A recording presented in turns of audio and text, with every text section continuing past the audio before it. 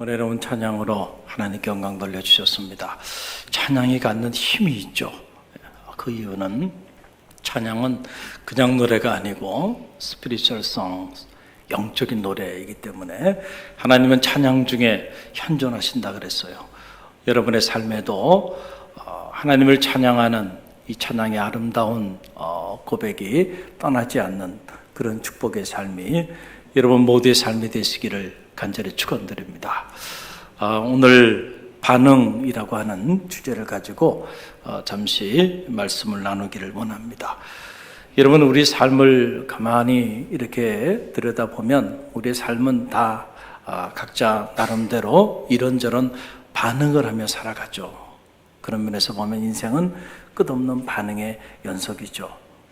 외부의 자극이든 내부의 자극이든 우리는 그 나름대로 반응을 하며 살아가요. 만약에 어떤 사람이 자극을 이렇게 줬는데도 아무런 반응을 보이질 않아. 만약에 그런 사람이 있다면 그 사람은 살아있는 사람이 아니죠. 그 사람은 죽어있는 사람이에요. 그래서 산 사람과 죽은 사람을 어떻게 구분할 수 있는가? 반응이 있는지 반응이 없는지 그걸 보면 알 수 있어요. 살아있는 사람은 반드시 반응하게 돼 있어요. 그런데 죽어있는 사람은 반응이 없는 거야.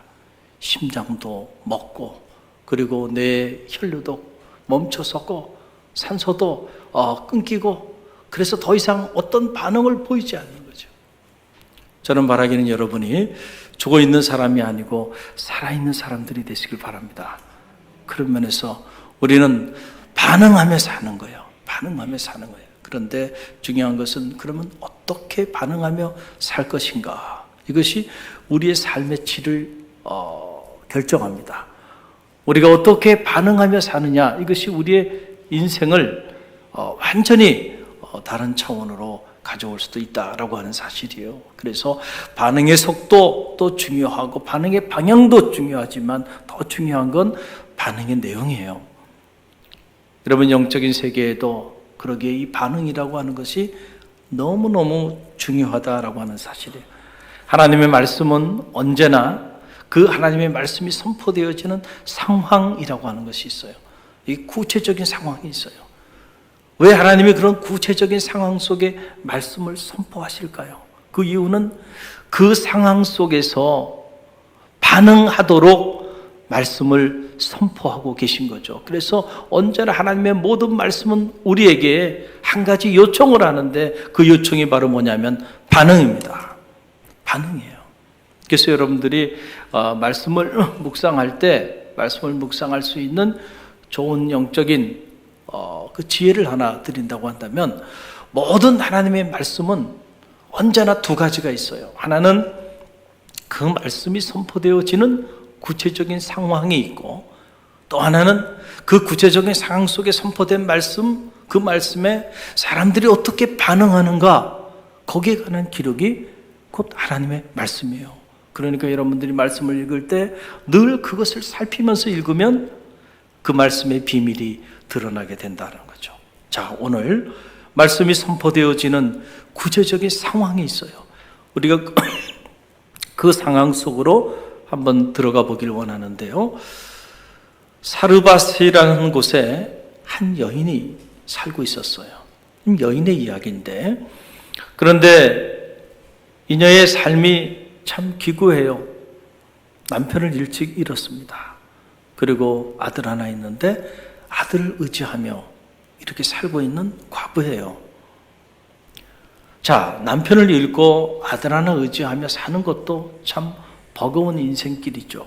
힘든 삶을 살아가게 되는데, 그런데 그만 나라에 재난이 닥쳤습니다. 재앙이 닥쳤어요.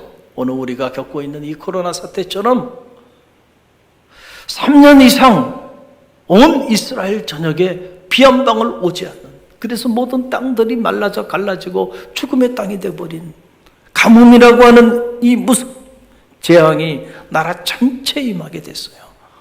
여러분, 언제나 그렇습니다. 이런 큰 재난이 오고 재앙이 오면요, 더 가슴 아픈 거는 어려운 사람들이 더 힘들어요. 가난한 사람들이 더 많은 어려움들을 겪게 되는 걸 보게 되는데, 이 사르밧에 사는 과부, 이 여인도 마찬가지예요. 그렇지 않아도 삶이 공고하고 곤핍한 가운데 그렇게 있는데 나라 전체가 이런 재앙 속에 어려움 가운데 있게 되니까 이 여인의 삶도 정말 너무너무 어려운 거예요. 오늘 성경을 들여다보니까 집에 먹을 양식이 거의 다 떨어졌어요. 그래서 통에 가루 한 움큼 그리고 병에 기름 조금 남은 거예요. 그 마지막 남은 그 양식으로 음식을 만들어서 먹고 자기와 아들이 죽을 것을 결심하고 있는 이런 절박한 상황이에요. 이런 상황 속에 하나님의 말씀이 선포되어요. 주의 종을 통하여 말씀이 선포되어지는 그런 감동적인 이야기가 오늘 저와 여러분이 읽은 성서의 말씀입니다. 하나님이 엘리야라고 하는 주의 종을 부르시고 그에게 말씀하여 주세요. 너는 빨리 사르밧이라는 곳으로 가라. 거기 가면 한 과부가 있을 텐데 그에게 가서 음식을 좀 대접하라고 그렇게 한번 청해 보라는 거예요. 그래서 엘리야가 하나님의 음성을 듣고 즉시 반응하며 나아갑니다. 사르밧이라는 곳에 가보니까 정말로 한 과부가 있는 거예요. 그래서 엘리야가 하나님이 전해주신 말씀 그대로 전합니다. 가서 여인이요, 가서 내게 물과 떡을 좀 가져와라. 이렇게 말을 합니다. 저는 이 대목을 읽고 또 읽으면서 제 안에 드는 생각이 당시에 이 사르밧 과부가 주의 종이 와서 한 이 말을 듣고 그 마음이 어땠을까? 이런 생각이 들어요. 여러분이라면 어땠을까요? 지금 먹을 양식이 다 떨어졌어요.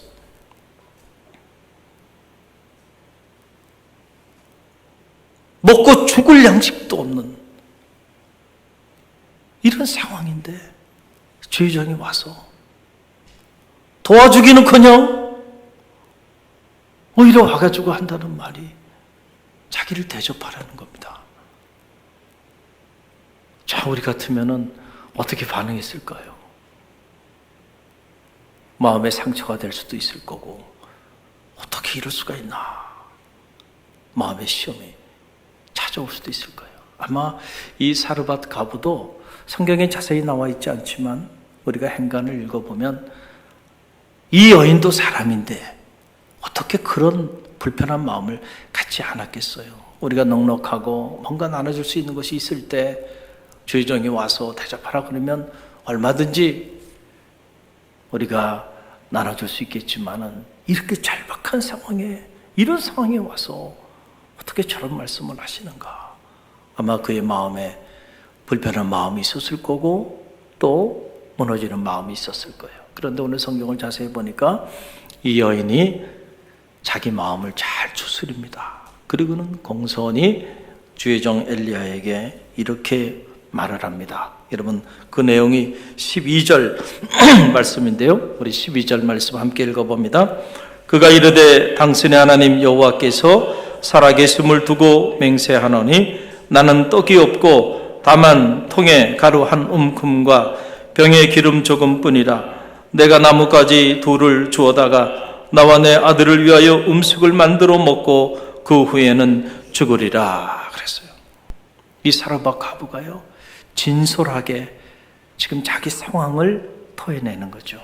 자기 처지를 이야기하는 거예요. 제가 말씀하신 대로 떡을 대접하고 싶지만 제 형편이 떡을 대접할 형편이 못 됩니다. 제가 가지고 있는 거는 통에 기름 조금 있고요.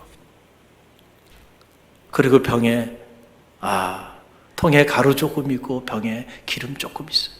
근데 그 한 움큼도 되지 않는 거예요. 양식이 다 떨어졌어요.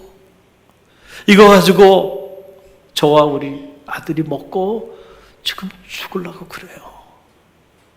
그러니까 지금 제 형편이 제 상황이 이렇게 절박합니다.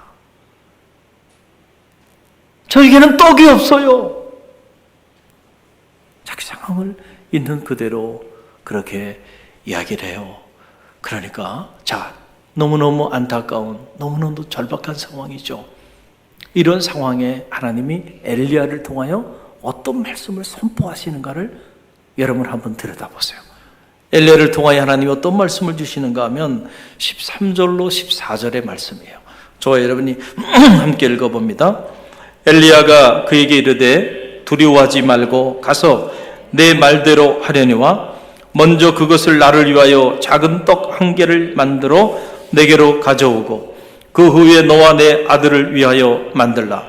이스라엘의 하나님 여호와의 말씀이 나 여호와가 비를 지면에 내리는 날까지 그 통의 가루가 떨어지지 아니하고 그 병의 기름이 없어지지 아니하리라 하셨느니라.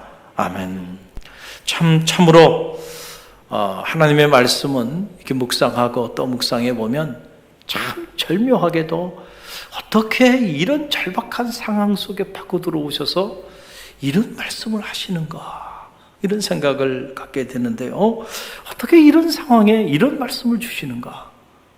과연 이 말씀에 대하여 우리가 어떤 반응을 보여야 할까? 우리가 지금 이 사르밧 과부의 입장이라고 한다면 정말 답이 나오지 않는 그런 말씀이죠. 답이 나오지 않는 그런 상황이죠. 지금 이 사르밧 과부가 자기 상황을 다 얘기했잖아요. 통에 가루 조금 한 움큼 있고 병에 기름 조금 있다고, 이게 다라고, 이거 먹고 이제 아들과 함께 죽을 거라고 그렇게 얘기했는데, 이렇게 얘기했으면 주의 종이 알아듣고 아 그렇구나, 형편이 너무 어렵구나, 상황이 너무 어렵구나, 그러면 그만둬, 뭐 이렇게 반응을 보이든지 해야 되는데 아랑곳하지 않고요, 두려워하지 말고 너는 내가 말한 대로 하라는 거예요. 아니 어떻게 말한 대로 할 수가 있어요? 아무것도 가진 게 없다는데 뭘 가지고 떡을 만들고 뭘 가지고 나와 우리 아들을 위하여 음식을 만들려고 하는 얘기입니까? 여러분, 결코 쉬운 얘기가 아니에요. 그런데 여러분 꼭 기억하시기를 바랍니다. 하나님의 말씀은요, 언제나 이렇게 말이 되지 않는 이런 상황 속에 하나님의 말씀이 선포된다는 사실을 여러분 꼭 기억하시길 바랍니다. 우리 같으면 한 번쯤 얘기했으면 됐지, 지금 또 얘기하세요? 아마 어떤 사람들은 좀 성정이 좀 불같은 사람들은 그냥 화를 내면서 아무리 주의 종이라도 그렇지 이렇게 사람의 형편을 알지 못하고 어떻게 이렇게 무모한 요구를 하시는가, 이렇게 반응을 보일 수도 있을 거예요. 또 더 나가서 여러분 지금 엘리야가 이 사르밧 과부에게 축복한다고 하면서 선포한 메시지를 보세요. 얼마나 현실 감각이 없나요? 우리는 지금 코로나 사태로 몇 개월 이렇게 어려움을 겪으니까 그냥 우리의 생각도 우리의 마음도 다 위축이 되고 다 이렇게 주저앉게 되는데, 여러분 3년 이상 온 이스라엘에 비 한 방울 오지 않았어요. 지금 사르밧 과부만 어려운 게 아니고요, 이스라엘 전체가 이 가뭄으로 인해서요 처처에 기근이 일어났을 거고, 모든 사람이 어려운 가운데 이렇게 자리하고 있는 이러한 때, 여러분 3년 동안, 3년 이상, 3년 6개월 동안 비 한 방울 오지 않았다 그랬는데요, 그렇게 만약에 지속이 된다 그러면은 여러분은 어떤 생각을 가질까요? 과연 비가 온다는 게 상상이 될까요? 비가 올 수 있을 것이라고 상상하나요? 이 코로나 사태가 여러분 만약에 한 3년 동안 계속해서 지속된다면 과연 이 사태가 극복될 수 있으리라 상상할 수 있겠나요? 쉬운 게 아니죠. 그런데 하나님의 말씀이 어떻게 선포가 되나요? 내가 가서 내가 지금 너에게 말한 대로 그렇게 하기만 하면 하나님께서 하늘문을 여시고 비를 내리는 날까지 내 통에 가루가 떨어지지 아니하고 그리고 내 병에 기름이 동인하지 아니할 거다. 여러분, 아무리 희망의 메시지도요, 어느 정도 삶의 상황에 근거해서 선포가 돼야지 이건 너무 현실 감각이 떨어지는 말씀이고 너무 상황인식이 부족한, 어떻게 보면 너무 허무맹랑한 것 같은 그런 말씀이 지금 이 여인에게 선포되는 거예요. 지금 이 말씀을 믿으라는 얘기예요. 여러분, 이 말씀을 믿는 것이 쉬워요, 어려워요? 쉽지 않단 말이에요. 이런 상황에서 이런 말씀을 믿는 것이. 그런데 여러분, 놀라운 사실은 뭐냐면요, 오늘 이 여인이요, 이렇게 말도 되지 않고 상황에도 맞지 않고 현실 감각도 떨어지고, 그리고 지금 자기가 엘리야에게 그렇게까지 자기 상황을 얘기했는데도 불구하고 하나님께서 주의 종을 통하여 선포하여 주신 그 말씀을 붙잡고요, 그 말씀대로 이 여인이 행했다는 거예요. 저는 기적보다 더 놀라운 기적은요, 이 여인의 반응이에요. 할렐루야. 이것이 더 놀랍다. 어떻게 이 상황에서 이렇게 이 여인이 반응할 수 있었을까? 이 여인의 이름을 알 수 없지만 그 여인의 믿음이 놀랍다라는 생각을 갖게 됩니다. 자, 어떤 반응을 보였나요? 여러분, 15절에서 16절 말씀인데요, 함께 읽어봅니다. 그가 가서 엘리야의 말대로 하였더니 그와 엘리야와 그의 식구가 여러 날 먹었으나 여호와께서 엘리야를 통하여 하신 말씀같이 통에 가루가 떨어지지 아니하고 병에 기름이 없어지지 아니하니라. 아멘. 그녀가 가서 어떻게 행했다는 거예요? 그 말대로 행했다는 거예요. 참 이 대목에서 큰 도전을 받고요. 여러분, 이런 말씀은 머리로 아는 것으로 그냥 묵상하고 넘어갈 말씀이 아니고요, 이런 말씀은 우리에게 도전이 되는 말씀이에요. 나는 정말 이 사르밧 과부 같은 이 상황에 내가 자리하고 있다고 한다면, 그 상황 속에서 하나님이 이런 말씀을 내게 주신다면 내가 과연 그 말씀대로 행할 수 있었을까? 라고 하는 사실이에요. 이 여인처럼 반응할 수 없다면 이 말씀을 우리가 한 번 들어서 그냥 넘어갈 말씀이 아닌 거죠. 10번이든 100번이든 또 묵상하고 또 묵상하면서 나도 이런 상황에 자리하게 될 때에 하나님이 내게 이런 말씀을 주신다면 나도 사르밧 과부처럼 그렇게 반응하겠습니다. 마음에 결심이 생기고 결단이 생길 때 우리가 이 말씀을 넘어갈 수 있겠죠. 그렇기 전에는요, 10번이든 100번이든 또 묵상해야 될 말씀이에요. 이 말씀은. 야, 어떻게 이렇게 반응을 했을까, 이 여인이. 참 저는 이것이 더 큰 기적이라고 생각합니다. 우리는 믿음에 대한 얘기를 많이 하죠. 여러분들은 여러분 자신이 믿음을 가지고 살아가는 신앙인이라고 이렇게 말을 하잖아요. 그래서 우리의 실체는 다른 게 아니에요. 우리의 삶의 자리 안에서 믿음을 빼버리고 나면 우리의 정체성은 사라지는 거예요. believer, 신앙인, 믿는 자의 삶을 살아가는 신자들이에요. 그런 우리의 삶에서 믿음이라는 것을 빼버리고 나면 우리의 정체성이 사라져버리고 마는 거죠. 그럼 그 믿음이 뭡니까? 그 믿음의 실체가 대체 뭔가요? 믿음은 다른 것이 아니고요, 믿음은 반응이에요. 더 자세히 말씀드리면 믿음이라는 것은 어떤 반응인가요? 믿음은 상황을 넘어서는 하나님의 말씀에 대하여 긍정적으로 반응하는 것이 바로 그것이 바로 뭐예요? 믿음이에요. 믿음이 있는 사람은요, 그래서 믿음이 없는 사람과는 항상 다르게 반응하는 겁니다. 똑같이 반응하는 것이 아니에요. 거기서부터 차이가 나는 거죠. 여러분의 삶의 차이를 만드는 가장 강력한 힘이 뭔가요? 그것이 바로 믿음임을 기억하시길 바랍니다. 그것이 여러분됨을 나타내는 가장 고귀한 에너지가 되고, 여러분의 삶의 자리 속에서 여러분의 삶을, 여러분의 상황을 역전시키는 가장 강력한 동력이 된다는 사실을 꼭 기억하시길 바랍니다. 우리에게 필요한 것은 상황의 변화가 아니고 믿음이에요.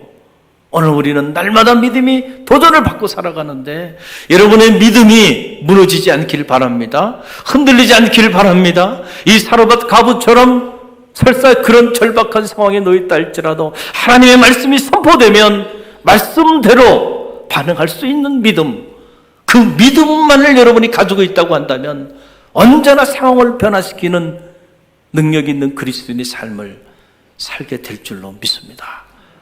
그래서 오늘 우리가 정말로 필요로 하는 것은 이 믿음이에요. 이 믿음이 흔들리지 않기를 주님의 이름으로 간절히 축원드립니다. 하나님의 일하시는 그 손길을 보면 참 놀라워요. 창세기부터 계시록까지 기독교의 경전인 하나님의 말씀을 여러분들이 쭉 묵상해 보세요. 그러면 일관된 하나님의 일하심의 손길을 느낄 수가 있어요. 하나님은요, 우리에게 놀라운 일을 행하실 때 가장 먼저 우리의 삶을 마치 이 사로밧 가부처럼 절박한 한계 상황 속으로 밀어넣습니다. 그러고 난 다음에 그 한계 상황 속에 당신의 말씀을 선포하십니다. 키리그마라고. 그리고 그 말씀에 어떻게 반응하는가를 봐요. 부정적으로 반응하는가, 긍정적으로 반응하는가, 이걸 보는 거예요. 본능적으로 반응하는가, 아니면 믿음으로 반응하는가, 이걸 보는 거예요. 육적인 모습으로 반응하는가, 아니면 영적인 모습으로 반응하는가, 그걸 보는 거죠. 그래서 육적인 반응을 보이게 되면 그 상황 때문에 그 삶이 무너지게 되고, 그러나 영적으로 반응하게 되면 오히려 그 절박한 위기 상황이 변화돼서 새로운 기회의 문을 여는 축복의 모멘텀이 된다는 거예요. 언제나 하나님의 역사는 그렇게 이루어지고 있어요. 여러분 보세요. 출애굽한 이스라엘 백성들이 430년의 그 기나긴 삶을 청산하고 새로운 삶을 살기를 결단하며 나갔던 사람들이에요. 대단한 믿음이죠. 우리는요, 40년 살던 집 팔고요, 새로운 삶의 자리로 이사하는 것도요, 어려워요. 뉴턴의 제1 법칙이 뭡니까? 멈춰 있는 것은 계속 멈춰 있으려고 하고요, 그리고 움직이는 것은 계속 움직이고자 한단 말이에요. 근데 우리의 삶도 마찬가지예요. 변화 없이 한 군데 오래 그렇게 지속적으로 자리하고 있는 사람은 끊임없이 안주하고자 하는 힘의 지배를 받아요. 그러나 계속 새로운 것을 추구하고 새로운 삶의 자리 가운데 변화를 추구하며 살아가는 사람들에게는 끊임없이 새로운 삶의 변화를 향해서 나가고자 하는 그 힘이 그 사람을 지배하는 거예요. 저는 여러분들이 안주하는 인생이 되지 않기를 간절히 바랍니다. 왜냐하면 하나님은 언제나 우리에게 새날을 주시잖아요. 새날을 주시는 이유가 어디 있어요? 어제처럼 살라는 얘기가 아니거든요. 이 새날은 하나님이 우리를 통하여 새로운 일을 계획하시고 새 일을 행하시기 위하여 우리에게 새날을 주시는 것이죠. 그러니까 날마다 우리의 삶은 새로워져야 되는 것이죠. 할렐루야. 그렇기 때문에 안주하는 인생이 되면 안 되고요. 내가 너희를 통하여 새 일을 행하리라. 언제나 하나님의 그 행하시는 그 새 일의 역사의 주인공이 되는 하나님의 사람들이 되시길 바랍니다. 할렐루야. 430년의 삶, 430년 동안 한 자리에 살았으면요, 여러분 어떻게 새로운 삶을 꿈꿀 수 있겠어요? 그 삶을 청산하는 거 쉽지 않아요.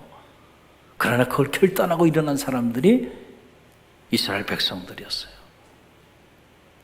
그런데 그걸 청산하고 나가는데요, 나가자마자 얼마 되지 않았어요. 앞에는 홍해가 가로막혀 있고요, 뒤에는 애국 군대가 쫓아오고요, 앞으로 갈 수도 없고 뒤로 후퇴할 수도 없는 이 한계 상황 속으로 이스라엘 백성들을 몰아넣으시는 거예요. 지금 하나님이.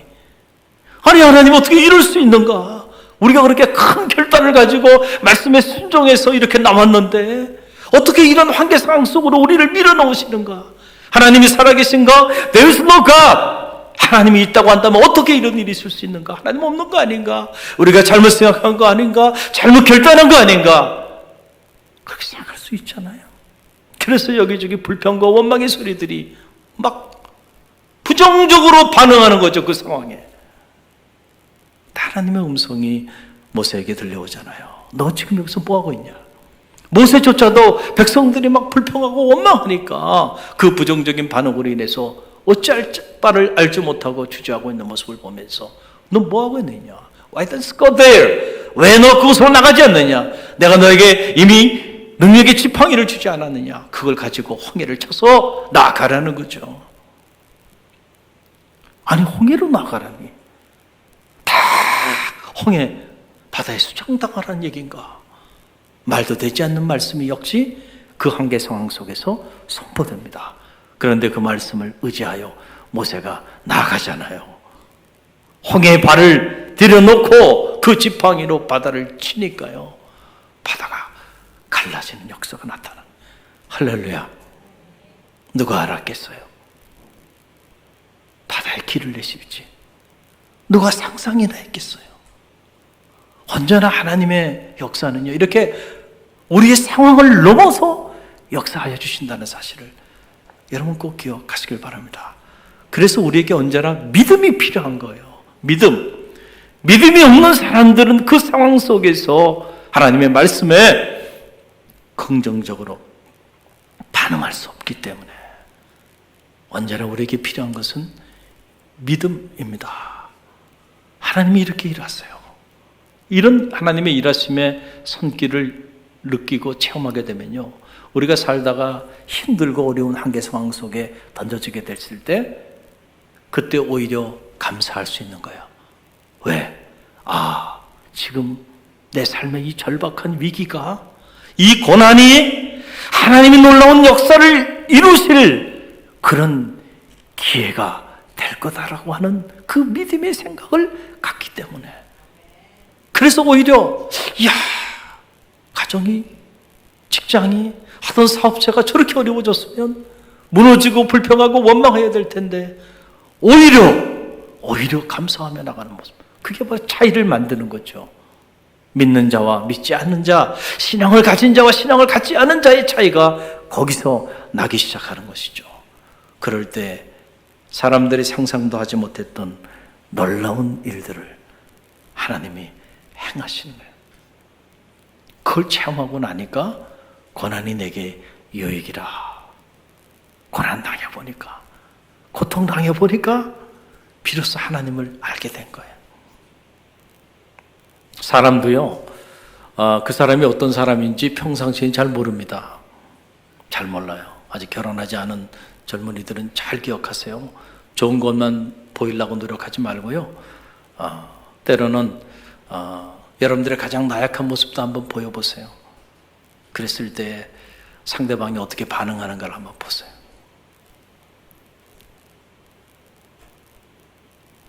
그때 그 모습을 보면 그 사람의 본질이 드러나는 거예요. 다 좋은 거, 좋은 것만 보여주니까 좋은 것 싫어할 사람이 누가 있어요? 형편이 다 좋을 때 그때 나쁜 사람이 어디 있어요? 다 좋은 사람이죠. 그런데 한번 그 사람이 어려움에 한번 처해보세요. 위기에 한번 탁 직면해 보세요. 그럼 그 사람의 본질이 드러납니다. 그 사람이 어떻게 그 위기에 반응하는 모습을 보면 평소에 알지 못했던 그 사람의 모습이 드러나는 거예요. 믿음도 똑같아요. 다 믿음이 있는 것 같아요. 다 훌륭해. 그런데 한번 가정의 위기가 오고 교회의 위기가 오고 나라의 위기가 오고 이런저런 위기 가운데 한번 탁 닥쳐보면요, 믿음의 민낯이 다 드러나는 겁니다. 정말 믿음이 있는 사람과 그렇지 않은 사람이 쫙 홍해가 갈라지듯이요, 갈라지게 돼 있어요. 여러분, 그래서 사람을 이렇게 위기라고 하는 이 고통의 영광로에 한번 딱 집어넣어 보면요, 적어도 5 유형으로 이렇게 나눠진다는 거예요. 하나는 어떤 유형이 있냐면, 예기치 않은 위기와 어려움을 닥치게 되면은 첫 번째 유형이 바로 뭐냐면 기피형이에요. 기피형. 이게 뭐냐면은 이런저런 어려움이 딱 오면 도망갈 꾼형을 먼저 찾는 사람이야. 언제나 피할 꾼형을 찾는 사람. 꼭 이런 사람들이 있어요. 두 번째 형은 어떤 형이냐면 자학형입니다. 자학형. 위기가 오고 어려움이 닥치게 되면은요, 스스로를 자각하면서 낙심하고 좌절하고 절망하는 거예요. 나는 이제 다 끝났다고. 나는 이제 다 망했다고. 스스로 포기하는 거예요. 스스로 포기하는. 이스라엘 백성들이 그랬잖아요. 자기네들이 메뚜기가 돼버리고 말잖아요. 한순간에. 아니 꿀과 젖이 있는 산지를 탐방하고 와가지고 그것을 주겠다 그러는데 그들이 그것을 보고 오더니 우리는 이제 다 죽었다 오더니 그들 앞에 메뚜기 같은 존재다. 그리고 밤새도록 울며 불평하고 원망하고 좌절하고 낙심하잖아요. 이 자학형 스타일의 사람들은 위기가 오고 어려움이 오면 때로 스스로 목숨을 끊는 안타까운 일도 하게 되는 이 자학형이에요. 셋째는 어떤 유형의 사람이냐면 책임 전가형이에요. 책임 전가형. 어려움이 오게 되니까 이게 이제 프로이드가 말하는 자기 방어 기제라고 하는 게 그거예요. 심리적으로 자기를 방어하기 위해서 이 어려움이 온 이 어려움에 대한 모든 책임을 남에게 돌리는 거예요. 남에게 다 돌리는. 자기 살라고 남에게 다 돌리는 거예요. 내 탓이 아니고 누구 탓이에요? 다 남 탓이야. 다 남 탓이야. 여러분 부부간에도요, 이런 유형의 사람들은 참 회복이 어렵습니다. 아내는 남편 탓하고 남편은 아내 탓하고 부모는 자식 탓하고 자식은 부모 탓한다고 생각해 보세요. 여러분 이 가정이 건강할 수 있겠나요? 아니죠. 오히려 남편은 내가 부족해서 처자식들 힘들게 하고 있구나. 스스로 자기 부족함을 성찰하고, 아내는 아내대로 내가 아내로서 내가 부족해서 우리 집안이 이렇게 힘이 들. 자녀들은 자녀들대로 우리가 부모님의 마음을 잘 받들어서 잘 살았어야 되는데 그렇지 못해서 부모님의 마음을 힘들게 하고 있구나. 또 부모는 자녀들에게 참 우리 자녀들을 잘 키웠어야 되는데 우리가 부족해서 저들에게 이렇게 어려움을 갖게 하는구나. 다 이런 마음을 품으면 그 가정은요, 오히려 고난이 기회가 된다니까요. 일어나는 거예요. 이것을 회복 탄력성이라고 말을 하고요. 유대인들의 장점 중에 하나가 바로 이겁니다. 유대인들은 위기가 오고 어려움이 오면은요, 놀랍게도 가정이 회복됩니다. 그러나 한국의 가정들은요, 제가 유학생활 하면서도 보면 이렇게 사업을 투자하고 이런저런 계획들을 가지고 자녀 교육 때문에 이렇게 이민 와서 남의 나라 와서 살다가 어려움이 생겨서 사업이 파산되고 어려워지면요, 그것이 문제가 아니고 그것 때문에 가정이 완전히 풍지박살이 나는 거예요. 부부 간에 갈등이 생기고 부모 자식 간에 갈등이 생기고요. 정반대의 길을 걸어가요. 유대인들은요, 위기가 오고 고난이 오면요, 똘똘 뭉칩니다. 그래서 돌아서고 나면 다시 일어나고 다시 일어나고. 그래서 유대인들하고는 경쟁을 하지 말라는 거예요. 경쟁 상대가 되는 순간 게임이 안 되는 거예요. 왜냐하면 그들은 회복 탄력성이 놀라워요. 어릴 때부터 위기관리 능력을 그들이 배웠기 때문에 위기가 오고 고난이 올 때 어떻게 반응해야 하는지를 그들은 너무나 잘 알고 있기 때문에. 할렐루야. 어떻게 반응하느냐라고 하는 거예요. 자, 남에게 책임을 다 피해요. 희망이 보이지 않는. 또 네 번째 유형은요, 분노형이에요. 분노형. 어려움이 오고 위기가 오면요, 잘 될 때는 그냥 하하호 하하호 하는데 어려움이 오니까 막 그냥 화를 내고요, 소리를 지르고요, 말을 막 육두문자를 쓰고요. 자, 이런 유형. 이런 사람들도 있어요. 평소에 저분이 그런 사람이 아니었는데 어떻게 저렇게 나타나는가. 다섯 번째 유형은 한번 따라해 보세요. 긍정형. 이 사람은 어떤 사람이냐면 예기치 않은 위기가 왔어요. 도망갈 끈형을 찾는 게 아니에요. 기피형이 아니에요. 스스로 자학하고 낙심하고 좌절하고 절망하는 이런 사람이 아니에요. 책임을 남에게 다 회피하는 책임 회피형도 아니고요. 그리고 분을 바라면서 그렇게 화를 내면서 소리를 지르고 그렇게 나가는 그런 스타일이 아니고요. 정신을 바짝 차리고 위기가 올수록 정신을 바짝 차리고 그리고 자기에게 주어진 위기를 긍정적으로 대처해 나가는 사람이에요. 이런 사람들이 있다니까요. 많지 않지만 반드시 있어요. 이런 유형이 있어요. 여러분, 하나님의 일을 행하실 때에 어떤 유형의 사람과 함께 하나님의 놀라운 일을 행하시겠어요? 말할 필요가 없죠. 이렇게 자기에게 주어진 이 상황을 긍정적으로 대처해 나가는 그런 사람에게는 위기가 언제나 기회가 되는 거예요. 이런 사람을 우리는 믿음의 사람이다라고 하는 말로 그렇게 표현하는 것이죠. 여러분, 성 어거스틴이 이런 말을 했어요. 고통은 누구에게나 동일하게 당하는 것이지만 고통을 당하는 사람은 다르다 그랬어요. 고통은 누구에게나 있는 거예요. 그러나 그 고통을 맞이하는 그 사람의 마음의 자세는요, 사람마다 다 다르다는 거예요. 다 다르게 반응해, 다 다르게 나타난다라고 하는 사실입니다. 우리 신앙인들은 고통 속에서도 마음가짐이 달라야 하죠. 하나님을 사랑하는 자, 곧 그 뜻대로 부르심을 입은 자들에게는 모든 것이 협력하여 선을 이루느니라 그랬어요. 여러분 믿습니까? 이 믿음이 여러분 가운데 있기를 간절히 바랍니다. 이런저런 고난이 오고 역경이 오고 재난이 오고 재앙이 와도 이것조차도 선용하셔서 하나님께서 우리로 하여금 협력하여 선을 이루게 하실 것이라고 하는 이 믿음이 흔들리지 않기를 간절히 바랍니다. 그런 사람들은 마치 파도를 타는 사람처럼 이 위기를 타는 사람들이 되고 이 위기 때문에 하나님의 살아계심을 체험하고 이 위기 가운데서 하나님의 역사를 이루는 그런 믿음의 주인공들이 된다는 거예요. 여러분, 스위스의 심리학자 폴 트레이니 Creative Suffering이라고 하는 유명한 책을 썼어요. 한국에서는 상실과 고통을 넘어라고 하는 말로 번역이 돼서 소개가 됐는데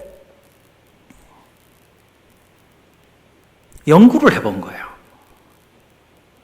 각 세대마다 나름대로 위대한 업적을 이뤘던 인물들을 연구해 보니까 공통점이 있는 거예요, 그들에게.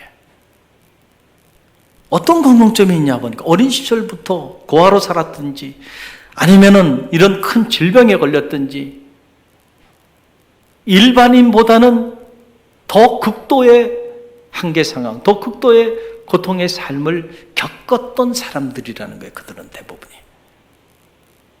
그러니까 온상 속에서는요, 인물이 나오지 않는 거예요. 여러분 꼭 기억하세요. 여러분의 자녀들 너무 온상에서 키우려고 하지 마세요. 인물이 될 수 없어요. 때로는 비바람이 몰아치고요, 눈보라가 오는 그런 곳에도 서게 할 수 있는 지혜가 있길 바랍니다. 그리고 이 사람들의 공통점 또 뭐냐면 그런 절망스러운 suffering, 그 고통을 creative response, 창조적으로 반응하며 나갔던 사람들이에요. 부정적으로 반응하면서 신세한탄하고 그 사람들 중에 누구도 기피형도 없고 자학형도 없고 회피형도 없고 분노형도 없어요. 긍정형이에요. 자기의 위기를, 자기의 고난을. 그래서 그것이 자기의 스토리가 돼버린 거야. 여러분 요즘 21세기는요 스토리가 있어야 돼. 자기만의 스토리가 있어야 돼요. 스펙의 시대는 다 지나가 버렸어요. 스펙이 중요한 게 아니에요. 자기만의 스토리가 있어야 되는데 나만의 스토리가 뭐예요? 온상 속에서 나만의 스토리가 나오나요? 아니잖아요. 이런저런 고난과 고통과 역경 속에서 그런 삶을, 그런 기구한 삶을 살아온 사람들이 자기 스토리를 갖는 거죠. 그것이 많은 사람들에게 감동이 되고 많은 사람들에게 영향력을 끼치게 되고 그런 사람들이 리더로 그렇게 살아가게 되잖아요. 긍정적으로 반응한 사람이야. 그래서 여러분 보면은 가끔 각 분야에 이렇게 정상에 오른 사람들이 이야기하는 걸 보세요. 자기가 이렇게 살았다. 먹을 양식이 없어서 며칠을 굶었고 생계를 위해서 내가 이런 일까지 했고 다 그런 어려움들을 겪었던 사람들. 그런에도 불구하고 주저앉지 않고 포기하지 않고 긍정적으로 그 고난을 극복한 사람들. 그래서 그들에게 suffering, 고통은 creative suffering이에요. 창조적 고통이다. 오늘 우리가 당하는 이 위기도 창조적 위기인 줄 믿으시길 바랍니다. 할렐루야. 우리가 긍정적으로 반응할 수만 있다고 한다면 얼마든지 어떤 위기도 우리는 결코 두려워할 이유가 없다라고 하는 그러한 사실입니다. 지난 주간에 목요일을 이었어요. 기아대체 사역을 감당하는 목사님 두 분이 저희 교회를 방문했어요.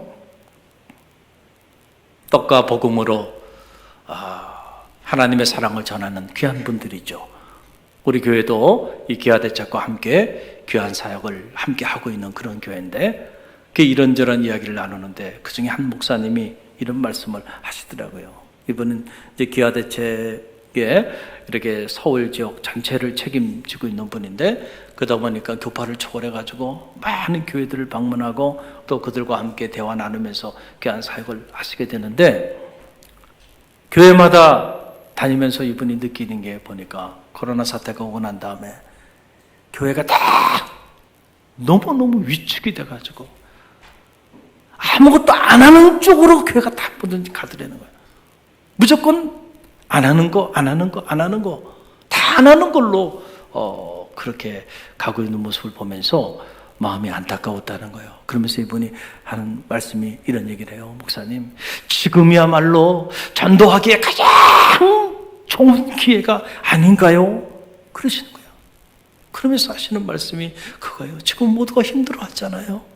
모두가 어려워하는 때잖아요. 이럴 때 카톡의 메시지 하나만이라도 얼마나 큰 위로가 되나요? 사랑의 전화 한 통 얼마나 큰 힘이 되나요? 말 한마디, 위로의 말 한마디가 얼마나 큰 격려가 되나요? 이런 어려운 때에 이때야말로 복음을 전하기에 가장 절호의 기회가 아닌가요? 여러분 어떻게 생각하십니까? 그렇잖아요. 평소에 여러분 아무런 문제가 없이 잘 적이 될 때는요, 카톡 메시지 귀찮아요. 전화 받는 것도 귀찮아요. 그러나 이렇게 어려움 가운데 있고 우리가 이렇게 활동에 자유도 없고 이런 상황에서는요, 그런 작은 사랑이 우리에게 큰 힘이 되는 때라니까요. 여러분, 전도가 무슨 교회로 인도하는 것만 전도가 아니고요, 전도는 복음을 전하는 거죠. 그러니까 그들이 있는 삶의 자리 속에 우리가 생명의 메시지를 전하는 거예요. 그런데 이 위기 상황이 복음을 전하기에는 가장 절호의 기회라니까요. 사람들이 위기 가운데 있게 되면 다 겸손해져 있어요. 그리고 위기를 극복하기 위해서 마음이 다 갈아여져 있다라고 하는 사실이에요. 이럴 때 우리가 좀 카톡 메시지도 좀 보내주고, 전화도 좀 따뜻한 전화 한 통도 좀 걸어주고, 안부도 물어보고, 이럴 때 좋은 말씀의 영상도 좀 공유하면서 좀 보내주고, 그러면 그것이 더 힘이 되고 그분이 있는 그 자리에 생명의 역사들이 나타나게 되잖아요. 할렐루야. 하려고 하면 언제나 방법을 찾아요. 그러나 안 하려고 하면 언제나 핑계를 찾는 게 사실이에요.